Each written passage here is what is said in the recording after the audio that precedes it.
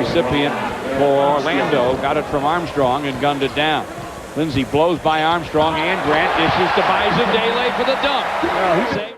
He was an NBA champion, a millionaire, and completely free. Then one day, he disappeared. In 2002, Bison Dele sailed into the South Pacific on his catamaran and was never seen again. No body, no crime scene. Just a mystery that haunts the basketball world to this day. But this isn't just a story about a missing athlete. This is about how an NBA star walked away from fame and fortune, only to vanish in one of sport's darkest mysteries. Born Brian Williams on April 6, 1969, in Fresno, California, he always stood out. Gifted with natural athletic ability at 6 feet 11 inches, he played college basketball at Maryland before transferring to Arizona. After being selected 10th overall in the 1991 NBA draft by the Orlando Magic, he played for several teams, including the Nuggets, Clippers, and Bulls. In 1997, he reached the pinnacle of basketball success, winning an NBA championship with Michael Jordan's Chicago Bulls. The following year, he legally changed his name to Bison Dele, honoring his Native American and African ancestry. After signing a $45 million contract with the Detroit Pistons, he shocked the basketball world by retiring in 1999. At age 30, Dele used his wealth to travel the world, eventually buying a catamaran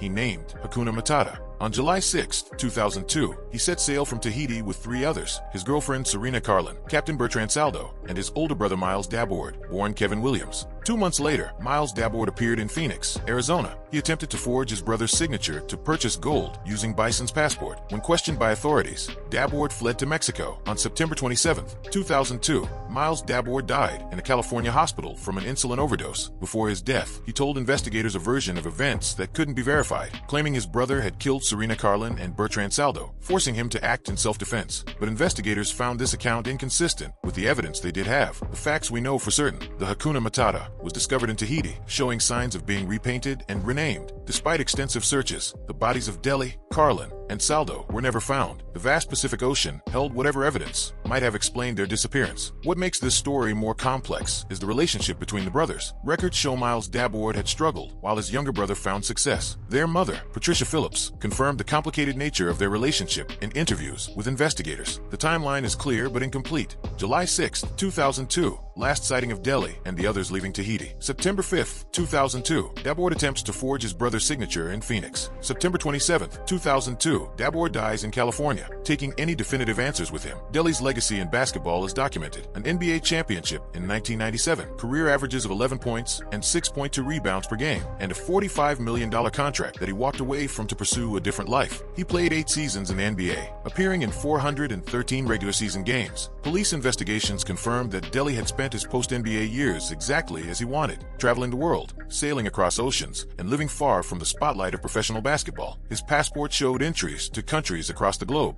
confirming his wanderlust was more than just talk. The official investigation file, which is public record, shows a methodical search that spanned multiple countries. French Polynesian authorities coordinated with the FBI, focusing their search on a vast stretch of the South Pacific. But the ocean's expanse and depth made finding any physical evidence impossible. Here's what the official documents tell us about the last confirmed sightings. Witnesses at the Tahiti marina reported seeing all 4 people board the catamaran. The boat's departure was logged in official maritime records. Several ports along their intended route noted they never arrived at their next scheduled stop. The bank records from Phoenix prove Miles Dabord's attempt to access his brother's accounts. The transaction was flagged when the signature didn't match Dele's on file. Security cameras captured Dabord leaving the bank, the last verified image of him before he was found unconscious in Mexico. Today, Bison Dele's story remains one of sports' most documented yet unsolved mysteries. His official NBA statistics, his championship ring, his passport stamps, all tell the story of a man who achieved extraordinary success, walked away from it, and then vanished without a trace. No bodies were ever recovered. No wreckage was ever found that could explain what happened. Just a boat with a fresh coat of paint and a brother who took the truth to his grave. The official case status tells us this: Bison Dele, Serena Carlin, and Bertrand Saldo remain listed as missing persons. Maritime law eventually declared them deceased due to the time passed and circumstances. While theories exist, no official cause of death was ever determined. The FBI files, which became public record, contain hundreds of pages of interviews, evidence logs, and search reports. But without bodies, without a crime scene, and without surviving witnesses, the case reached a legal dead end. The numbers paint a stark picture: 1 NBA champion, 3 missing persons, a 55-foot catamaran, and thousands of square miles of ocean searched. 0 bodies found. Zero conclusive evidence, zero closure for the families who still wonder what happened on that July day in 2002. Today, Bison Dele's story serves as more than just an unsolved mystery. His career statistics tell one story: 11 points per game, an NBA championship ring, a $45 million contract. But his passport tells another: a man who chose freedom over fame, adventure over security, and ultimately sailed into history as one of sports' most haunting mysteries. In the end, all we know for certain is this: an NBA champion walked away from everything, seeking something different from what basketball could offer. But instead of finding the freedom he sought, he vanished into the vast Pacific, leaving behind questions that may never be answered. Speaking of athletes who vanished at the height of their careers, wait until you hear about the next story. But first, make sure to hit subscribe and let me know in the comments.